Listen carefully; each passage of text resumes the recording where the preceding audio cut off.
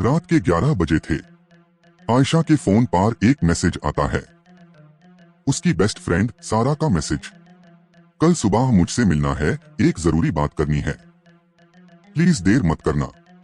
आयशा मुस्कुराते हुए रिप्लाई करती है, ओके, सुबह 9 बजे मिलते हैं।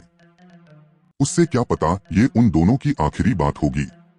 अगली सुबह आयशा तैयार होकर सारा के घर जाती है, लेकिन दरवाजा खोलता है सारा की माँ आंसुओं से भरी आंखों के साथ। वो कहती है, बेटा, सारा तो कल रात हाई एक्सीडेंट में मर गई थी। आयशा के पैरों टेल जमीन खिसक जाती है। उसके फोन की स्क्रीन पर अब भी सारा का वो मैसेज चमक रहा था और तभी फोन वाइब्रेट करता है।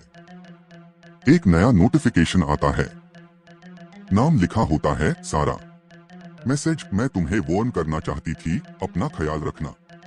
आयशा की सांसें तेज हो जाती है। अचानक एक तेज गाड़ी उसके पास से निकलती है और वो भाग जाती है। उसकी आंखों से आंसू बहने लगते हैं। वो धीरे से कहती है, सारा तू चली गई पर तूने मुझे बचा लिया। कुछ दोस्ती सिर्फ जिंदगी तक नहीं होती, कुछ रिश्ते मौत के बाद भी साथ रहते हैं।